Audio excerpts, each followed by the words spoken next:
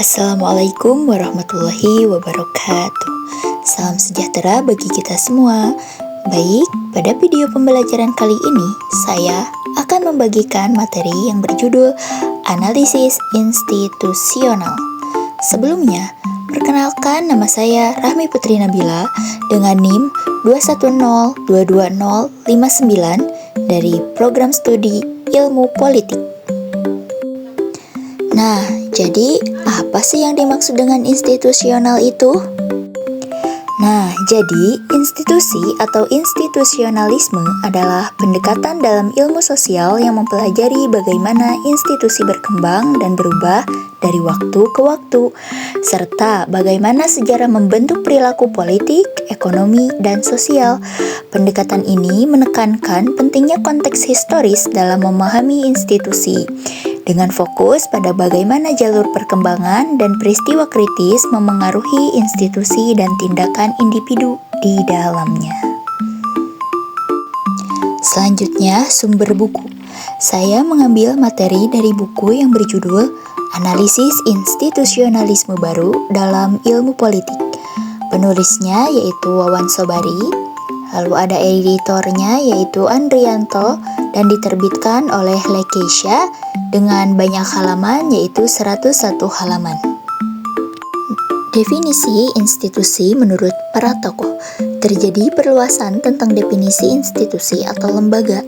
Menurut March dan Olson, institusi dalam konteks politik tidak hanya dipahami sebagai institusi negara atau pemerintahan yang tetap atau formal, termasuk di dalamnya aturan-aturan formal.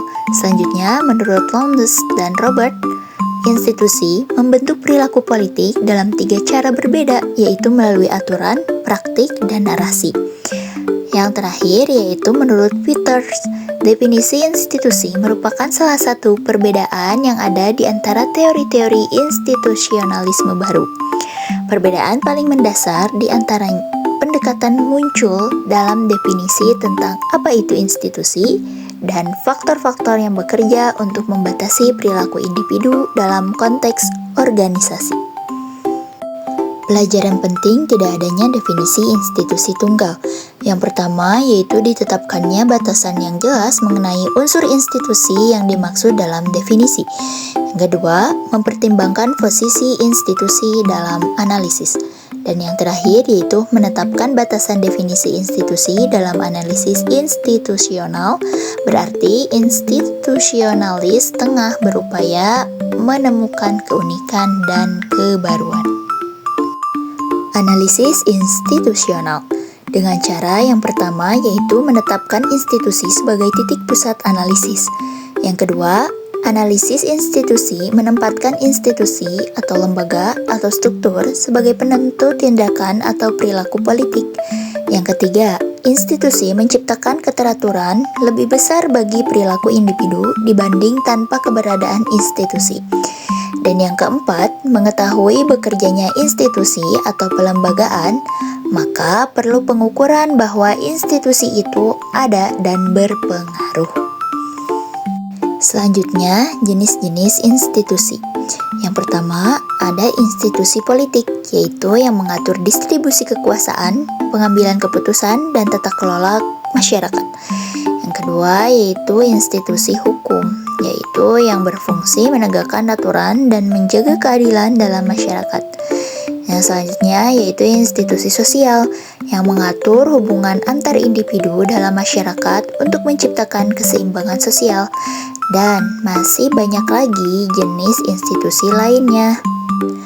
Adapun tantangan yang dihadapi institusi yaitu pengaruh globalisasi. Contohnya, institusi perdagangan lokal yang kalah bersaing dengan perusahaan multinasional.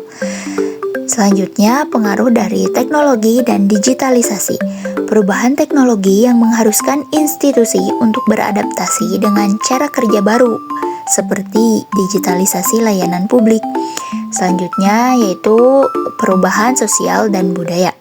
Nilai-nilai tradisional yang menjadi dasar institusi seringkali bertentangan dengan tren modern. Selanjutnya, krisis ekonomi. Ketidakstabilan ekonomi dapat mengganggu pendanaan institusi dan operasionalnya. Selanjutnya, konflik kepentingan dan kekuasaan. Perebutan kekuasaan di dalam institusi dapat menghambat kinerjanya. Dan yang terakhir, ketidakpercayaan publik, seperti korupsi, ketidakadilan, atau kinerja buruk seringkali mengurangi legitimasi institusi di mata masyarakat.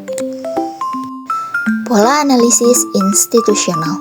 Yang pertama, ada analisis institusionalisme baru dalam ilmu politik.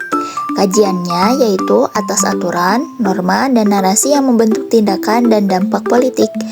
Lalu, menentukan secara spesifik aktor utama dalam institusi. Selanjutnya, analisis peraturan dan norma yang mengatur lembaga. Lalu, proses politik atau proses pembuatan kebijakan, menganalisis insentif bagi para aktor yang mengikuti institusi, dan analisis dampak pengaturan kelembagaan. Nah, jadi kesimpulannya yaitu institusi adalah pondasi penting dalam kehidupan masyarakat yang menciptakan keteraturan, stabilitas, dan sinergi sosial. Namun, kompleksitas dan tantangan yang dihadapinya memerlukan pendekatan yang beragam dan analisis yang mendalam.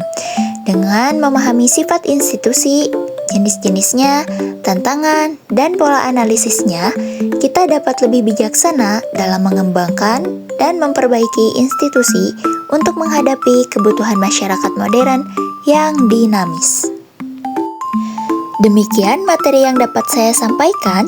Mohon maaf atas kekurangannya dan semoga bermanfaat. Wassalamualaikum warahmatullahi wabarakatuh.